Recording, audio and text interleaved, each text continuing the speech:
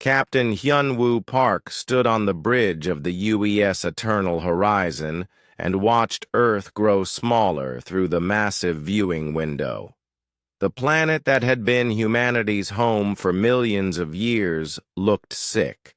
Brown clouds covered most of the continents. The oceans had turned a strange gray color.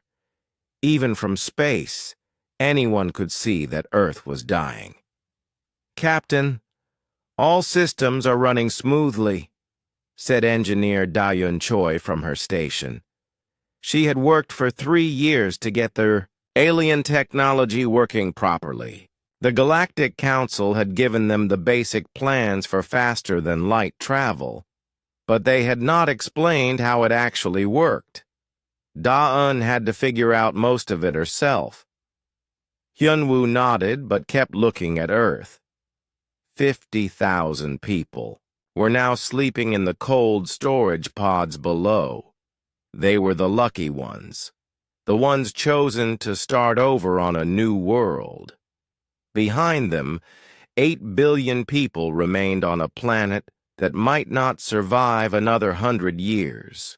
"Sir, we have an incoming message from the Galactic Council ship," said Communications Officer Jamin Han.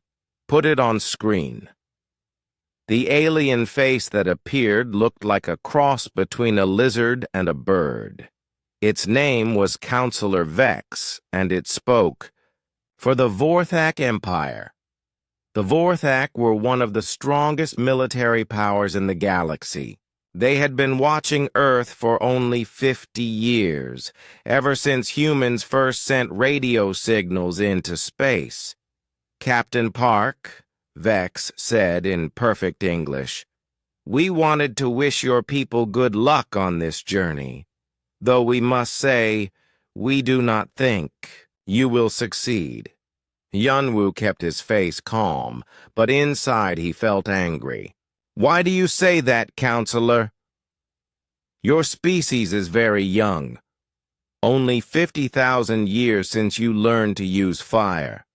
Most species need at least 500,000 years to develop the wisdom needed for space travel. You are like children, trying to build a house." Dr. So-Young Kim stepped forward from her science station. She was the smartest person Hyunwoo had ever met. "Counselor Vex, our species may be young, but we learn quickly. We solved your FTL equations in 3 years. Your own records show it took the Vorthak 20 years to do the same thing." The alien made a sound that might have been laughter. "Dr. Kim, solving equations is not the same as surviving in space. The galaxy is full of dangers you cannot imagine. Most young species destroy themselves within a few generations of leaving their home world." Commander Ji-Ho Lee, the ship's military leader, crossed his arms. "Then why did you give us the technology at all?" "Because your planet is dying anyway. This way some of you might survive long enough to become interesting. Think of it as an experiment." Hyunwoo felt his hands clench into fists. The aliens saw humans as nothing more than lab rats. "Thank you for your concern, Counselor. We will prove you wrong." "Perhaps. But do not expect help from the Galactic Council when things go bad. Young species must learn their own lessons." The communication ended. The bridge was quiet for a long moment. "I hate them," whispered Engineer Choi. "We all do," said Hyunwoo. "But we need to focus on our mission. Earth is counting on us." Dr. Kim walked over to the captain's chair. "Hyunwoo, I need to tell you something. I have been studying the cosmic radiation that is killing Earth. I do not think it is natural." "What do you mean?" "The radiation follows patterns. It gets stronger at certain times and weaker at others. Natural radiation does not do that. Someone or something is causing it. Commander Lee joined them. Are you saying Earth is being attacked? Maybe. Or maybe someone is just making sure we cannot fix our problems. The radiation stops our plants from growing properly. It makes our weather systems unstable. It is like someone wants our planet to die slowly. Hyun-woo stared at the doctor. Can you prove this? Not yet, but I will keep studying it during our journey. If I am right, then Earth's problems are not natural disasters. They are murder. The ship's AI, called Aria, spoke through the communication system. Captain, we are approaching the edge of the solar system. Do you want to take one last look at home? Everyone on the bridge turned toward the viewing window. Earth was now just a small blue dot among the stars. It looked so tiny and fragile. Hyun-woo thought about his parents who had chosen to stay behind. They were too old for the journey, they said. They wanted to die on the world where they were born. Arya, record a message, Hyun-woo said. Recording, Captain. Hyun-woo stood straight and looked directly at the camera. This is Captain Hyun-woo Park of the UES Eternal Horizon. Today we leave Earth to find a new home among the stars. We do not go because we want to abandon our world. We go because we must survive. The aliens think we are too young and weak to succeed. They think we will fail and die in the darkness, between stars. But they are wrong. We will build a new civilization. We will grow strong. And someday we will return to heal the world that gave us birth.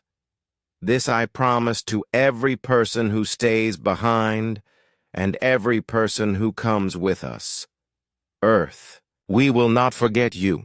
Message recorded and transmitted to Earth, Arya said. Engineer Choi activated the FTL drive. The ship shuddered as it broke through the barriers of normal space. Stars stretched into long lines of light. Then everything went quiet. They were traveling faster than light now, heading toward a star system called Kepler 442. The journey would take 23 years.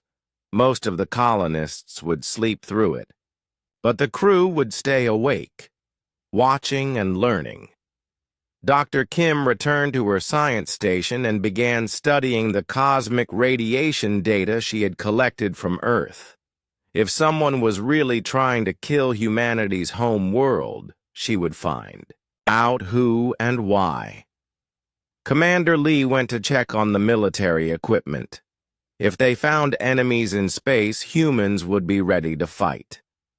Engineer Choi monitored the alien FTL technology, making small improvements along the way.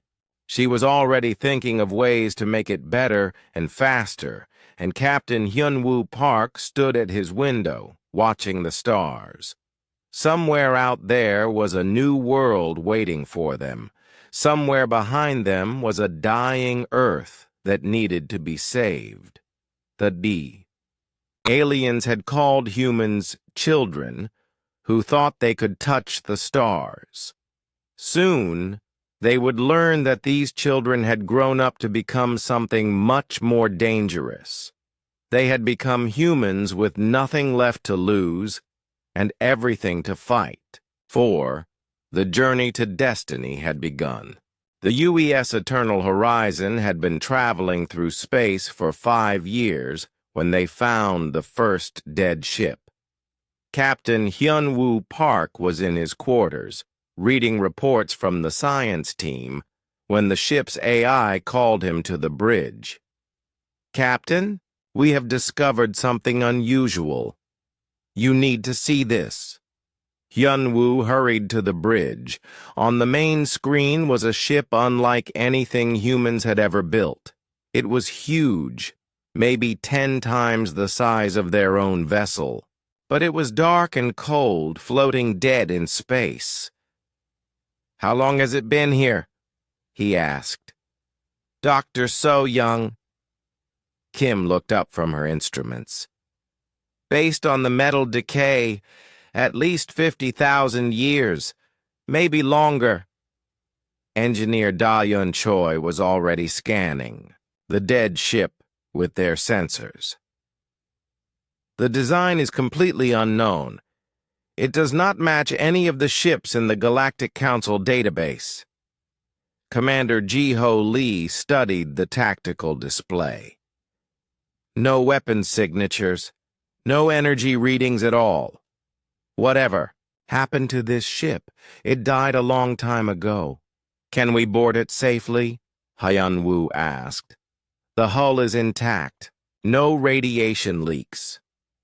"But Captain, look at this." Dr. Kim pointed to her screen.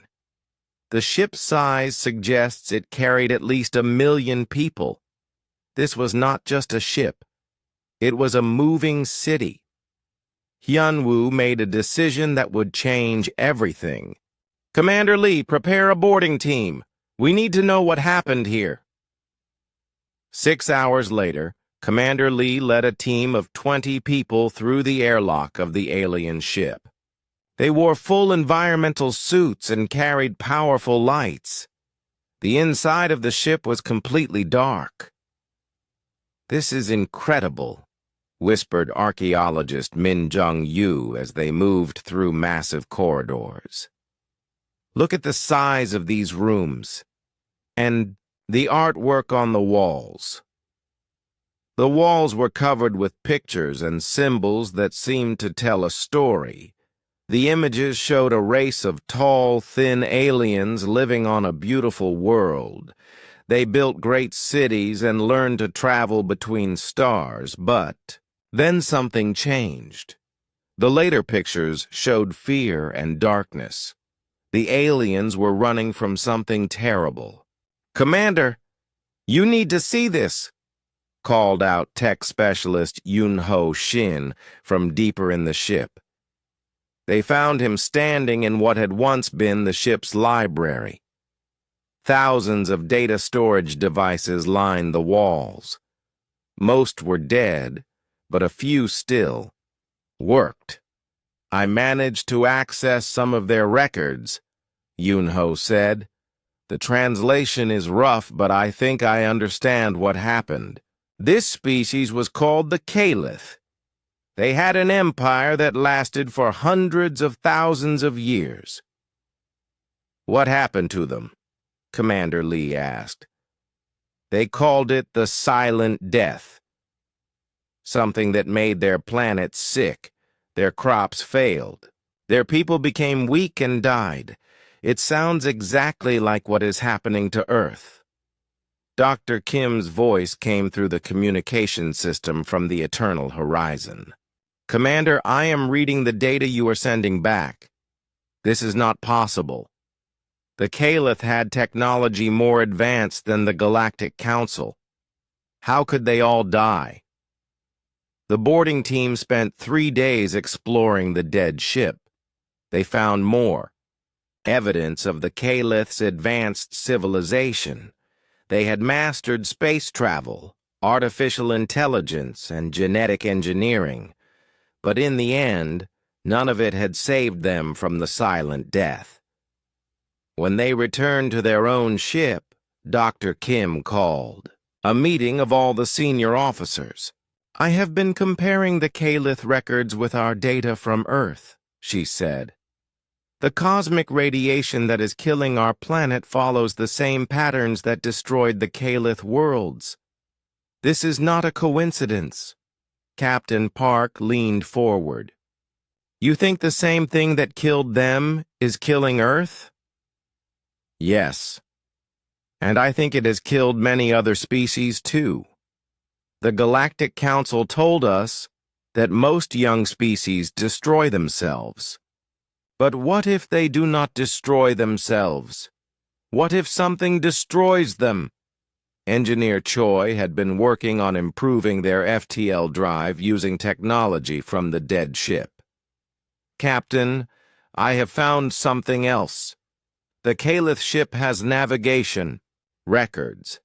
They visited hundreds of star systems during their escape. Many of those systems are marked as cleansed in their database. Cleansed of what? Commander Lee asked. Life. All the worlds in those systems are dead now. No plants, no animals, nothing. Just empty rocks floating around dead stars. The room was quiet for a long moment. Finally, Captain Park spoke. How many species do you think this silent death has killed? Dr. Kim looked at her data. Based on the Calith records and what we know about the galaxy, maybe thousands, maybe millions. The galaxy should be full of intelligent life. Instead, we only know about a few dozen species in the Galactic Council. Where is everyone else? As the years passed, they found more dead ships. Each one told the same story. Advanced. Civilizations that had thrived for centuries, then died suddenly from mysterious illnesses that made their worlds uninhabitable. During the 15th year of their journey, they found something different. It was not a ship, but a space station. Unlike the others, this one still had power. Captain Park was older now, with gray hair and lines on his face. But his eyes were still sharp when he looked at the alien station on the main screen. "This one is different," Dr. Kim said. She was older, too, but her mind was as quick as ever. "It is hidden inside an asteroid field. Someone built it to avoid detection. The station was much smaller than the dead ships they had found. It could hold maybe 1,000 people. But when they boarded it, they found something amazing." "Captain," called out Tae-hyun-yoon, a young officer who had been born on the ship during the journey, "you need to see this. These beings are still alive." The station held the last survivors of a species called the Velthari. They had been hiding in the asteroid field for 300 years, waiting for the silent death to pass. The Velthari leader, a being named Kess, could speak through their translation computers. "You are the humans from the young world. We heard about your journey from other refugees." "Other refugees?" Captain Park asked. "There are small groups of survivors hidden throughout the galaxy. We help each other when we can. But we are so few now. Most of our people are gone." Kess told them more about the silent death. It was not a disease or natural disaster. It was something intelligent, something that hunted civilizations and destroyed them slowly. "It targets species when they become too advanced," Kess explained.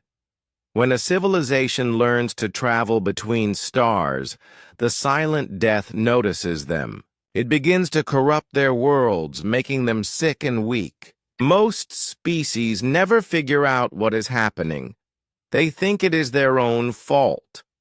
Dr. Kim asked the question they were all thinking. "How do we fight it?" "You cannot fight what you cannot see. The silent death works from the shadows. It influences events to keep species from growing strong. It turns them against each other. It makes their worlds uninhabitable. By the time anyone realizes what is happening, it is too late." The humans shared their technology with the Velthari and took detailed records of everything they had learned. When they left the hidden station, they knew the truth. Earth was not dying from natural causes. Humanity was being murdered, just like thousands of other species before them. Captain Park called another meeting of his officers. We have 8 years left before we reach our destination. I want every department working on this problem. If the silent death is hunting us, we need to be ready. Engineer Choi had been studying the alien technologies they had found. Captain, I think I can make our FTL drive much faster and more efficient. If we can travel quickly between star systems, we will be harder to track. Commander Lee was training the younger crew members in combat techniques. We need weapons that can fight an enemy we cannot see. I am working on new tactics based on what the survivors told us. Dr. Kim was studying all the data they had collected. I am close to understanding how the silent death operates. If I am right, there might be a way to protect worlds from its influence. Young Tae-hyun Yoon had become the captain's unofficial assistant. He was smart and brave, and the older crew members were teaching him everything they knew. Captain, what if we are not just running away? What if we are meant to find a way to fight back? Captain Park looked at the young man who reminded him of himself 20 years ago. That is exactly what I am hoping for, Tae-hyun. The aliens think we are too young and weak to survive. Let us prove them wrong. Let us become strong enough to save not just ourselves, but everyone. The Eternal Horizon continued its journey toward the distant star system. But now the humans aboard knew they were not just looking for a new home. They were preparing for a war that had been going on for millions of years. A war that most of the galaxy did not even know was happening. The silent death had destroyed countless civilizations, but it had never faced humans before. And humans, as the galaxy would soon learn, were very difficult to kill. The world they found was too perfect. Commander Ji-ho Lee, now the leader of the colony after Captain Park's peaceful death 3 years earlier, stood on a hill overlooking their new city. They had named it New Seoul, and it was beautiful. Clean. Rivers flowed between modern buildings. Green parks filled the spaces between residential areas. The air was fresh and clean, nothing like the poisoned atmosphere they had left behind on Earth. But something was wrong. The soil composition makes no sense, Dr. Min-ji Kim told him. She was the daughter of the original Dr. So-young Kim, and just as brilliant as her mother had been. This planet should not be able to support Earth plants so easily. It is like someone prepared it for us. Tae-hyun Yoon, now 35 years old and the colony's chief researcher, joined them on the hill. Minji is right. I have been studying the local ecosystem for 2 years now. Everything is too convenient. The climate is perfect for humans. The local plants are not poisonous. Even the bacteria in the soil helps our crops grow better, Commander. Lee frowned. You think this is a trap? I think this world was designed, Tae-hyun said, and I think I know who lived here before us. 3 days later, Tae-hyun led an expedition to the southern continent.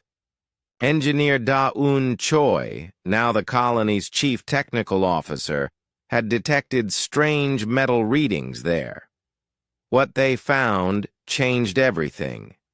The ruins covered an area larger than Old Seoul back on Earth.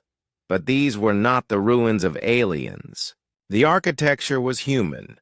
The proportions of the doorways, the height of the ceilings, even the style of decoration looked like something humans might build. This is impossible. whispered archaeologist Min Jung-yu as she examined the carved symbols on a massive stone wall. These ruins are at least 2 million years old. Humans were still living in caves 2 million years ago.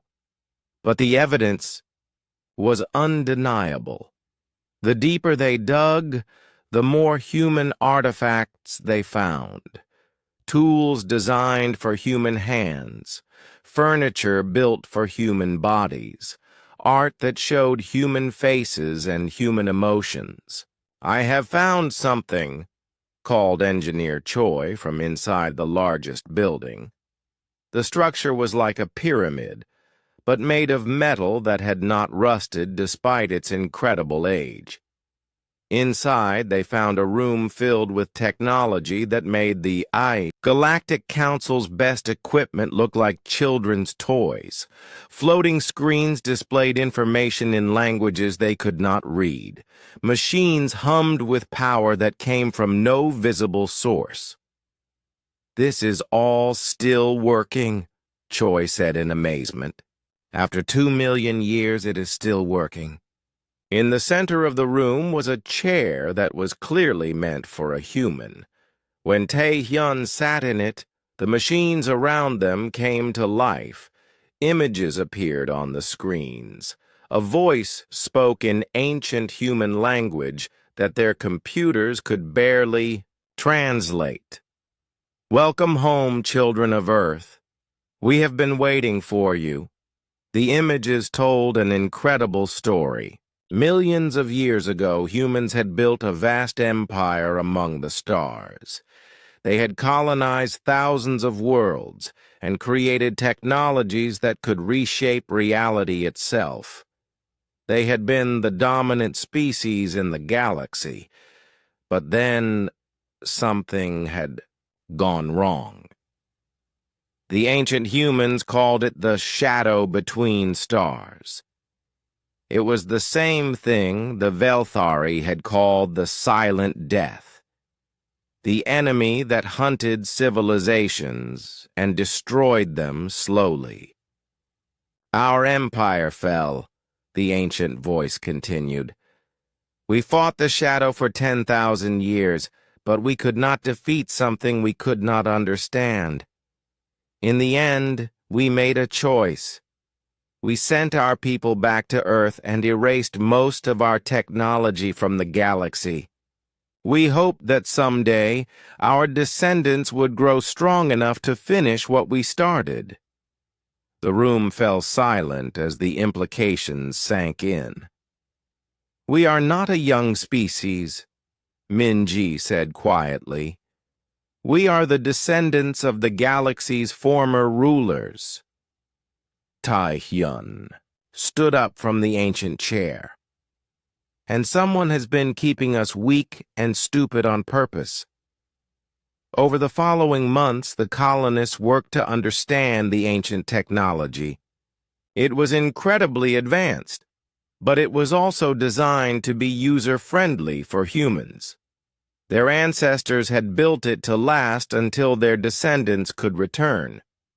Engineer Choi reverse-engineered the power systems and learned how to create unlimited, clean energy. Dr. Min-ji Kim studied the medical technology and discovered how to cure diseases that had plagued humanity for centuries. The military teams led by Captain Subin Jong learned to use weapons that could cut through solid matter or create protective shields from pure energy. But the most important discovery came from scientist Chang-min Seo, a young man who had been born during their journey. He found the ancient humans' research on the shadow between stars. "They are not from our dimension," he explained to the colony leaders. "The shadow beings exist in the space between realities. They feed on the collapse of civilizations. The more advanced a species becomes, the more energy they produce when they are destroyed." Commander Lee studied the ancient battle reports. "So they let species grow to a certain point, Then kill them? Exactly. And they have been doing this for millions of years. The galaxy should be full of advanced civilizations. Instead, most worlds are empty because the shadow has been harvesting them. The ancient humans had discovered that certain neural patterns made people resistant to shadow influence. Humans had these patterns naturally, which was why the shadow had worked so hard to keep them trapped on Earth. We are immune to their mental control, Minji explained. That is why they tried to kill us with radiation instead of just making us destroy ourselves. Tae-hyun looked at the data they had collected. The radiation affecting Earth is not random. It is getting stronger. The shadow knows we escaped, and they are trying to finish what they started. The colonists spent the next 5 years building new technology based on their ancestors' designs. They created ships that could travel instantly between star systems. They developed weapons that could affect beings in other dimensions. Most importantly, they learned how to detect shadow influence and protect against it. But they also discovered something troubling. The shadow was not just affecting Earth anymore. Sensor readings showed that several Galactic Council worlds were beginning to show signs of the same radiation patterns that had poisoned their home. They are expanding their attack, Commander Lee said during a Colony Council meeting. First, Earth, then the rest of the galaxy. Young Captain Hee-Jin-yoon, Tae-hyun's daughter, had been training with the ancient weapons since she was a teenager. We cannot let that happen. We have the technology to fight them now. But do we have the right? Asked Dr. Minji Kim. The Galactic Council dismissed us as a young species. They offered no real help when Earth was dying. Why should we save them? The debate continued for hours. Some colonists wanted to focus on saving Earth and let the rest of the galaxy handle its own problems. Others argued that humanity had a responsibility to use their newfound power to help everyone. In the end, it was Tae-hyun who made the deciding argument. Our ancestors failed because they tried to fight the shadow alone. They were too proud to work with other species. If we make the same mistake, we will fail too. The shadow is everyone's enemy. We need everyone's help to defeat it. Commander Lee made the final decision. We will return to Earth and heal our homeworld. But we will also offer our help to any species willing to fight the shadow. It is time for the galaxy to learn the truth about what has been hunting them. The preparations took 2 more years. The colonists built a fleet of ships using ancient human technology. They trained soldiers in weapons that could fight interdimensional enemies. They prepared to reveal themselves to a galaxy that had forgotten humanity's true heritage. On the day they launched their mission, Tae-hyun stood in the same spot where Commander Lee had once looked out over their perfect world. New Seoul was thriving now, with a population of over 200,000. But it was no longer their only home. "Are you ready for this?" asked Minji Kim, now his wife and the mother of his children. "Our ancestors tried to protect us by making us forget our past," Tae-hyun said. "But you cannot defeat an enemy by running away from it. It is time for humanity to remember who we really are." The fleet of human ships rose into the sky, leaving their perfect world behind. They carried with them the hopes of their colonists, and the memories of their ancestors.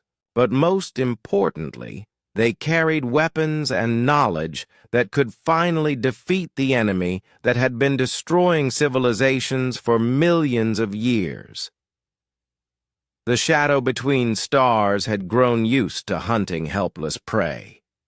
Soon, it would learn what happened when the prey learned to hunt back. Earth was waiting. The galaxy was in danger, and humanity was finally coming home. Admiral Taehyun Yoon watched the stars bend around his ship as they dropped out of faster-than-light travel.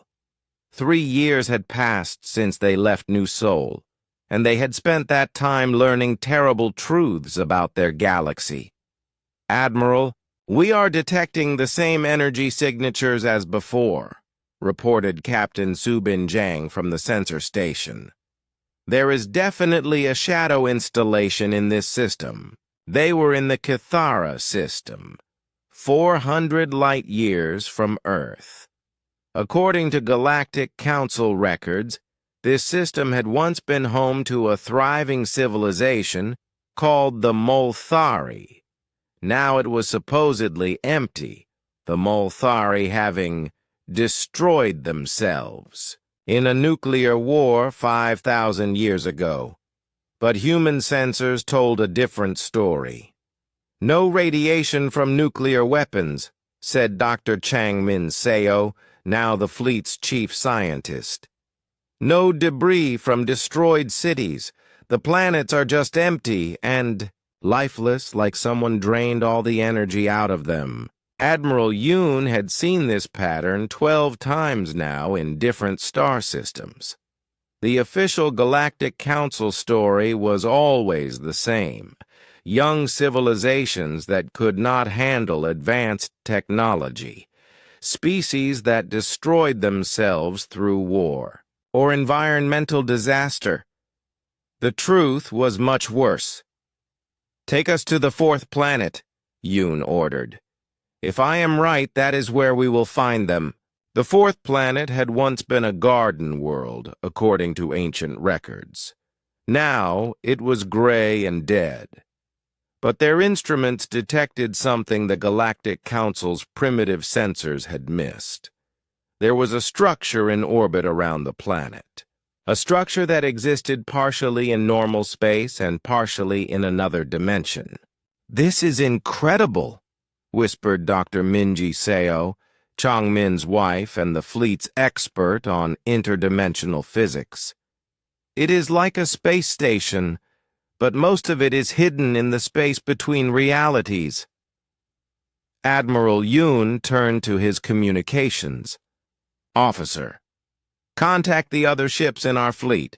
Tell them we have found another shadow base. Begin standard approach protocol." The human fleet had grown since leaving New Seoul. They now had 50 ships, each one equipped with ancient human technology that the Galactic Council had never seen. The weapons could affect multiple dimensions at once. The shields could protect against attacks that existed outside normal space. "Admiral, we are getting readings from inside the station," reported sensor specialist Dong-Woo Kim. "There are beings in there, but they are not solid matter. They are pure energy patterns." Captain Jang checked her tactical displays. "Weapons are ready, sir. All ships report they are prepared for interdimensional combat." Begin the attack.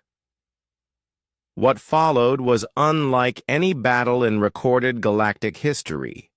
The human ships fired weapons that cut through the barriers between dimensions.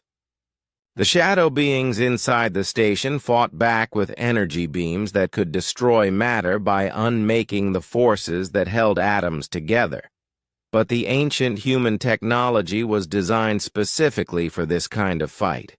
Their ancestors had battled the shadow for 10,000 years and learned all their weaknesses.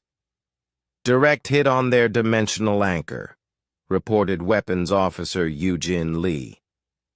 "The station is becoming fully solid. They cannot escape to other dimensions now. The shadow.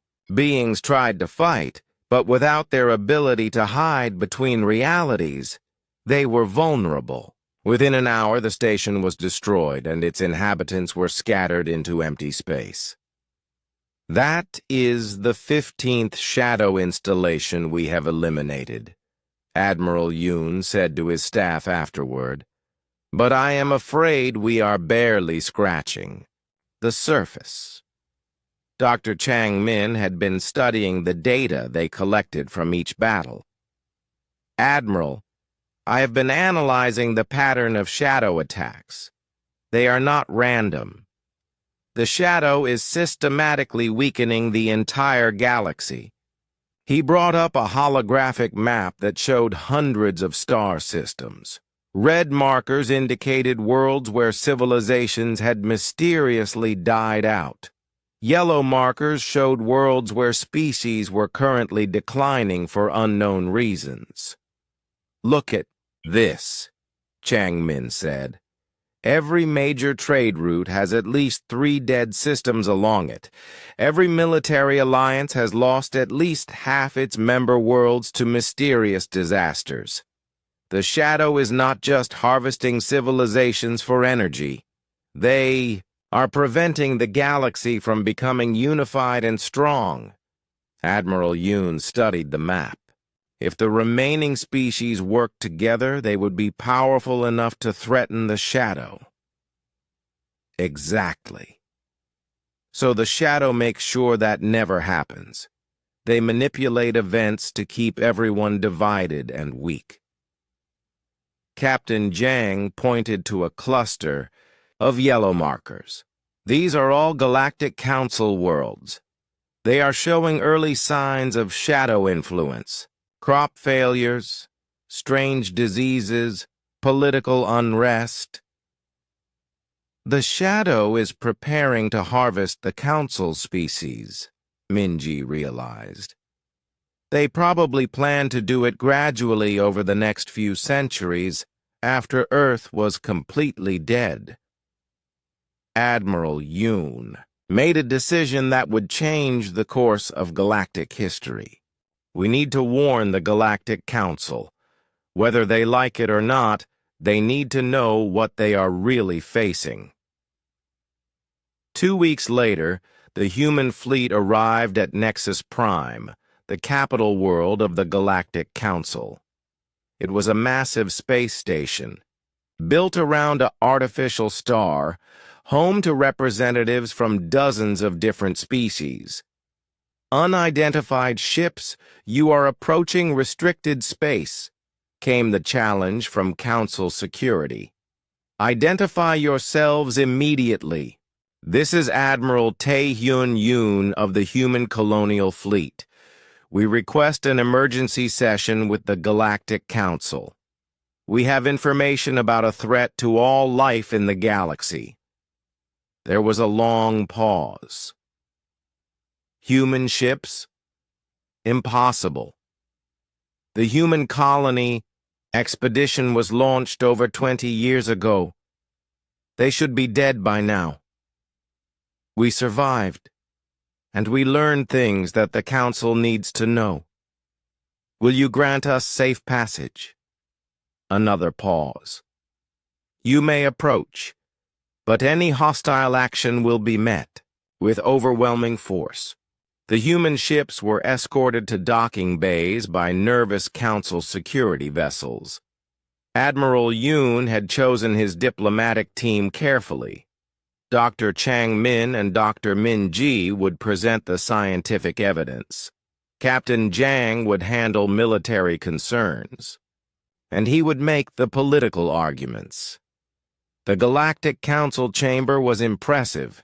Representatives from 43 different species sat in a great circle around a central speaking platform. At the head of the circle sat High Counselor Vash of the Vorthak Empire, the same species that had dismissed humanity 23 years earlier. Admiral Yoon, Vash said in his mechanical translator voice. We are surprised to see humans still alive. We calculated your survival chances at less than 12%. We had help, Yoon replied. Help from our ancestors, and from the survivors of other civilizations you think destroyed themselves. Murmurs ran through the chamber. Counselor Melian of the Nalari spoke up. What do you mean, survivors? Dr. Chang Min stepped forward and activated a holographic projector. The chamber filled with images of dead worlds, shadow installations, and energy beings that existed between dimensions. For millions of years, your civilizations have been hunted by an enemy you never knew existed. They call themselves the Umbral Collective. You have been calling their attacks natural disasters and self-destruction. The evidence was overwhelming. System after system showed the same pattern, thriving civilizations that suddenly declined for mysterious reasons, worlds that became uninhabitable for no clear cause, species that vanished from history. This is preposterous, said Counselor Kex of the Zephyrian Trade Union. If such an enemy existed, we would have detected them. Captain Jiang stepped forward. Your sensors cannot detect interdimensional activity. The Umbral Collective exists primarily in the space between realities. They only become visible when they are actively feeding on civilizational collapse. High Counselor Vash studied the data. Even if this is true, what do you expect us to do about it? You claim this enemy has been operating for millions of years. How can we fight something so powerful?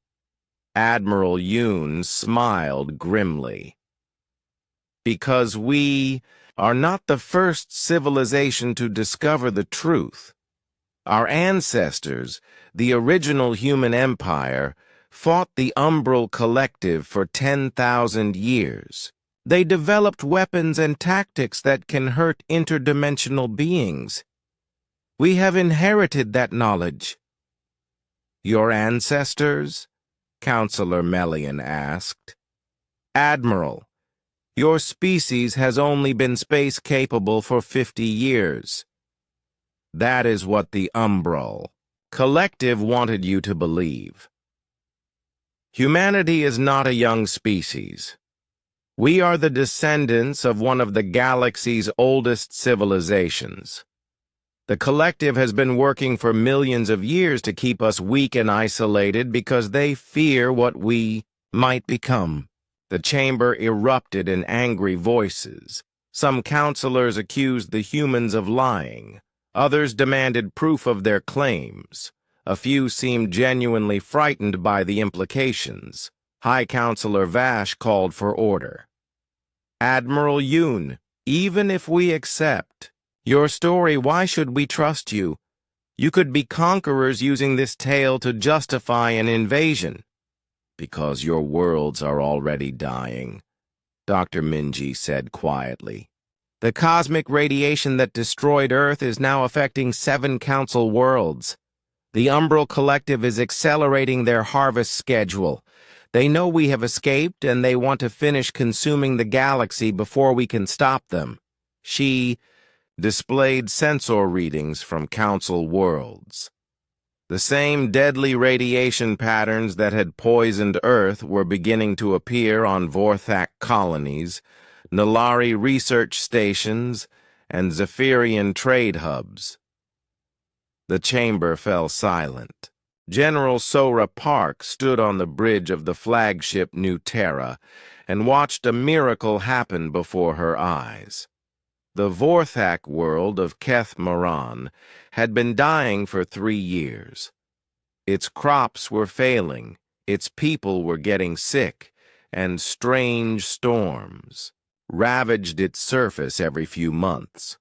The planet's leaders had blamed solar radiation, climate change, and their own industrial pollution. Now, as human ships used ancient technology to cleanse the world's atmosphere, the truth was becoming clear. The sickness had never been natural. Umbral energy readings are dropping across the planet, reported Dr. Eugene Seo from the science station. The dimensional anchor is working perfectly. The dimensional anchor was humanity's greatest gift to the galaxy. It was a device that could seal the rifts between realities, preventing umbral beings from affecting normal space. When installed on a world, it made that world immune to shadow influence. The Vorthak military is reporting that their soldiers feel stronger and more alert, said Communications Officer Jae Sung Kim. It is like a fog has been lifted from their minds. General Park nodded. This was the 20th world they had liberated. In the past 2 years, each time the results were the same. People felt better, thought more clearly, and remembered dreams and ambitions they had forgotten. The Umbral Collective had been slowly draining the life and creativity from entire civilizations. General, we have an incoming message from Admiral Yoon, the communications officer continued. The holographic image of Admiral Tae-Hyun Yoon appeared in the center of the bridge. He looked older now, with more gray in his hair, but his eyes were still sharp and determined. Sora, how is the Kethmoran operation proceeding? Successfully, sir. The dimensional anchor is fully operational. The Vorthak High Command is already reporting improvements in their military effectiveness. Excellent. I have new orders for your fleet. We have located the Umbral Collective's main processing facility in the Void Nebula. It is time for our final assault. General Park felt her heart skip a beat. The Void Nebula was a region of space where normal physics barely worked. It existed partially in multiple dimensions at once. If the Umbral Collective had a headquarters anywhere, it would be there. What are our orders, Admiral? Gather the Liberation Fleet. All ships, all allies. We are going to destroy the heart of their operation and end this war once and for all. Karao. Weeks later, the largest fleet in galactic history gathered at the edge of the Void Nebula. 500 ships from 23 different species, all equipped with human-designed weapons that could affect interdimensional targets. General Park commanded the human contingent, 50 advanced warships built using ancient technology. Deo. Commander Vash led 200 Vorthak battlecruisers. Sage Melian brought 100 Nalari research vessels converted for combat. Even the usually peaceful Zephyrians had contributed 50 cargo ships modified to carry dimensional anchors. But the most important ship in the fleet was the Eternal Horizon, the same vessel that had carried humanity away from Earth 60 years earlier. It had been completely rebuilt with ancient human technology and now served as Admiral Yoon's flagship. All fleet commanders, this is Admiral Yoon, came the voice over the communication system. In a few minutes, we will enter the Void Nebula and face an enemy that has terrorized our galaxy for millions of years. Many of you have lost worlds, friends, and families to the Umbral Collective. Today, we make them pay for every life they have taken. Captain Hee-Jin Yoon, the Admiral's daughter, was now commanding her own ship in the human formation. Dad, are you sure this will work? The ancient records are clear, Admiral Yoon replied. The Umbral Collective draws its power from a central nexus hidden in the deepest part of the nebula. If we can destroy that nexus, their entire network will collapse. Dr. Chang Min Seo, now the fleet's chief scientist, added, "Our ancestors tried this same attack 10,000 years ago, but they lacked the dimensional anchor technology we have now. We can protect our ships from umbral influence while we fight." The fleet entered the Void Nebula in a massive formation. Reality became strange around them. Stars appeared and disappeared. Time moved at different speeds in different parts of space. The laws of physics seemed to change from moment to moment. "Sensors are detecting massive umbral activity ahead," reported the science officer aboard General Park's ship. "Whatever is in there, it is huge." What they found was beyond anything they had imagined. The umbral processing facility was not a space station. It was an entire artificial solar system, with planets made of crystallized energy and stars that burned with the life force of dead civilizations.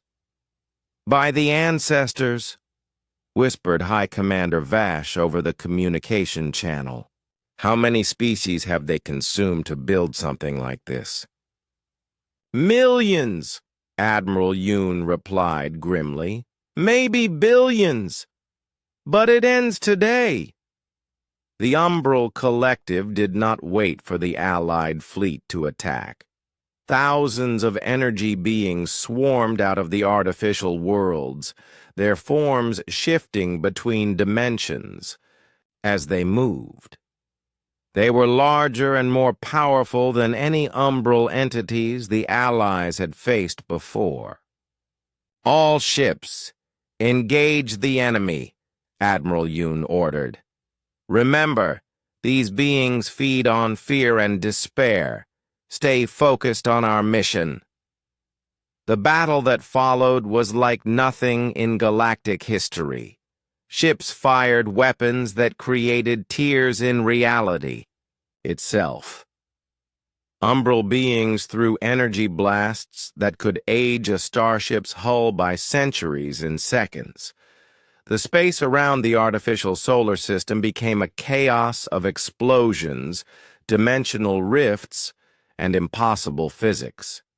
General Park's ship was hit by an umbral energy beam that phased through their shields and struck the hull directly.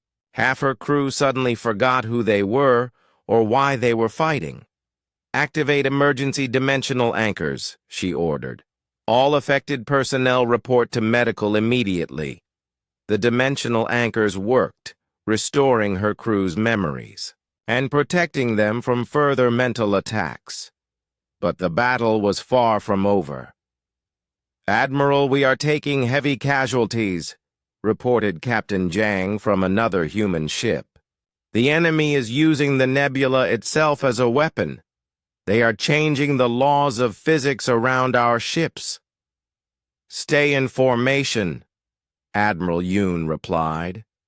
"We need to reach the central nexus. That is the only way to stop them." The Allied fleet fought its way deeper into the artificial system, losing ships but gaining ground. The Vorthak battle cruisers proved surprisingly effective against umbral beings, their weapons designed for pure destruction rather than precision. The Nalari research vessels used their advanced sensors to predict umbral attacks before they happened. The Zephyrian cargo ships dropped dimensional anchors throughout the system, creating safe zones where reality remained stable. But it was the human ships that led the final assault on the central nexus. Their ancient technology was specifically designed for this kind of battle, and their crews had trained for interdimensional combat since childhood. "There," Admiral Yoon said, pointing at a massive structure at the heart of the artificial system. That is their power source, the nexus that feeds energy to Umbral operations throughout the galaxy. The nexus was beautiful and terrible at the same time. It looked like a crystal mountain the size of a moon, but its surface showed images of every civilization the Umbral Collective had ever destroyed. Billions of faces looked out from the crystal, the stored life energy of entire species. "Admiral, sensors show that the Nexus is heavily defended," reported Dr. Chang Min. "There are at least 1,000 high-level Umbral entities guarding it." "Then we go through them," General Park said firmly. "All human ships form up on the flagship. We are going to ram our way through their defenses." The final assault was desperate and heroic. Human ships flew straight into the swarm of Umbral defenders, their weapons firing continuously. Many ships were destroyed, their crews sacrificing themselves to clear a path for their comrades. Captain Hee-Jin Yoon's ship was one of the first to reach the Nexus. "Dad, I am going to ram the crystal. My ship is too damaged to escape anyway." "No," Admiral Yoon replied. "There is another way. Changmin, can we overload our dimensional anchor and create a reality cascade?" "It would destroy our ship, but yes, the cascade would spread throughout their entire network. Do it." The Eternal Horizon flew directly at the crystal nexus while Dr. Chang Min worked frantically to overload their dimensional anchor. Around them, Allied ships fought desperately to protect the flagship from Umbral attacks. 10 seconds to impact, reported the navigation officer. "Chang Min, ready, Admiral. The cascade will spread through every dimensional rift in the galaxy. It will sever the Umbral Collective's connection to normal space permanently. All ships, this is Admiral Yoon. It has been an honor serving with you. Remember us when you tell the story of this day." The Eternal Horizon struck the crystal nexus and exploded in a burst of dimensional energy that tore through the fabric of space itself.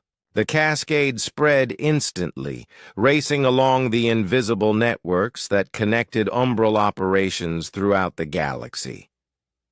On 1,000 worlds, the mysterious radiation that had been slowly killing entire civilizations suddenly stopped. The strange diseases that weakened young species disappeared. The political conflicts that kept civilizations divided began to resolve themselves. Fleet Admiral Dong-Hyun Nam stood on the observation deck of the UES New Horizon and watched Earth grow larger in the viewing window. It had been 5 years since the destruction of the Umbral Collective, and this was humanity's first return to their home world. The planet looked different from the dying world they had left behind 70 years ago. The brown clouds that had covered the continents were gone, replaced by white clouds that promised clean rain. The gray oceans had returned to blue. Even from space, Admiral Nam could see green forests spreading across lands that had been barren. "For decades, Admiral, we are receiving a communication from Earth," reported Communications Officer Min Ho Song. "It is from the World Council in Geneva." Put it on screen. The face that appeared was elderly but filled with joy. President Elena Vasquez had been born on the dying Earth and never expected to see this day. Admiral Nam, on behalf of all humanity, "Still on Earth, welcome home. We have been waiting for this moment since your ancestors left us. President Vasquez, it is good to see our home world healing. How many people are left down there?" 3 billion, Admiral. We lost many during the worst years, but those who remained have seen miracles. When the poisonous radiation stopped 5 years ago, our world began to heal itself. Plants that had not grown for generations suddenly sprouted from dead soil. Animals that we thought were extinct returned from hidden refuges. Behind Admiral Nam, Dr. Hyojin Oh was studying her instruments. She was the fleet's expert on planetary restoration, a science that humans had developed during their long exile. Admiral, the dimensional anchor we placed in orbit is working perfectly.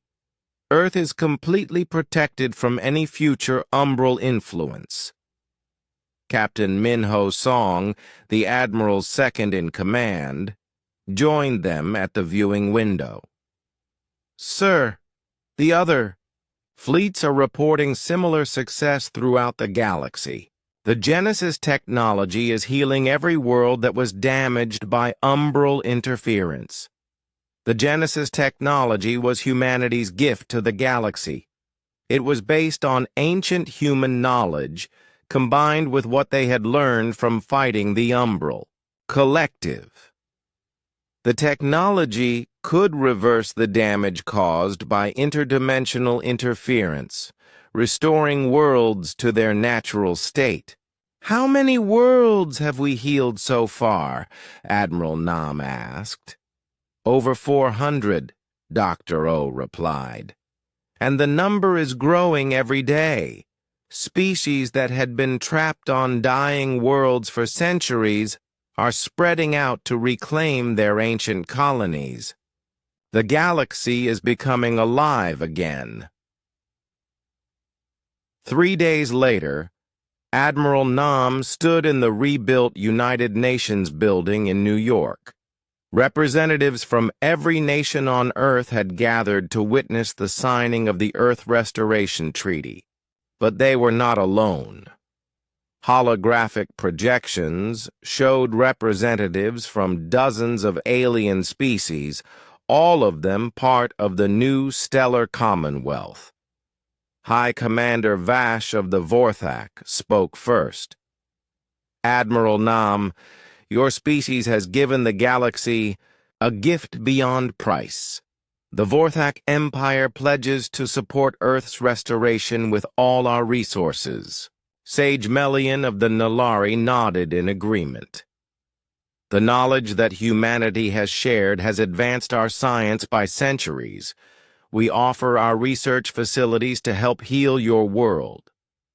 Even the Zephyrian Trade Union, usually focused only on profit, had sent support. Admiral, our cargo fleets are at your disposal. Whatever Earth needs, we will provide. President Vasquez signed the treaty with hands that shook from emotion. Today, Earth rejoins the galactic community not as a dying world, begging for help, but as a partner in building a better future for all species. Admiral Nam smiled as he watched the ceremony. The Galactic Council that had once dismissed humanity as too young and weak to survive had dissolved itself 3 years earlier. In its place, they had created the Stellar Commonwealth, a true alliance of equals dedicated to exploration, cooperation, and mutual protection. Admiral, we have an urgent message from the Deep Space Monitoring Station, his aide whispered. Nam stepped away from the ceremony to take the communication. The face on the screen belonged to Captain Subin Jang, now commanding the station that watched for any signs of remaining umbral activity. Admiral, we have detected something unusual in the Andromeda Galaxy. Energy signatures that look similar to umbral technology, but different somehow. Nam felt his stomach tighten. Are you saying the umbral collective survived? No, sir. These readings are much older and weaker. I think we are detecting the remnants of other species that fought the Umbral Collective millions of years ago. Species that might have survived by hiding in other galaxies. This was incredible news. If other civilizations had escaped the Umbral Collective by fleeing to distant galaxies, they might still be out there, waiting to return home. Captain Yang, prepare a long-range exploration mission. It is time to find out if humanity has any cousins among the stars. 1 month later, Admiral Nam stood on the bridge of the New Horizon as they prepared to leave Earth orbit once again. But this time, they were not fleeing a dying world. They were explorers representing a thriving galactic civilization. "Admiral, all systems are ready," reported Engineer Eugene Lee. "The new FTL drive can reach Andromeda in just 6 months." The crew of the New Horizon was different from the desperate refugees who had fled Earth decades ago. These were confident explorers from dozens of different species, all working together toward a common goal. Humans served alongside Vorthak warriors, Nalari scientists, and Zephyrian navigators. "Take us out, navigator," Admiral Nam ordered. As Earth fell away behind them, Nam thought about the incredible journey his species had taken. They had left as desperate refugees from a dying world. They had discovered their true heritage as the descendants of an ancient galactic empire.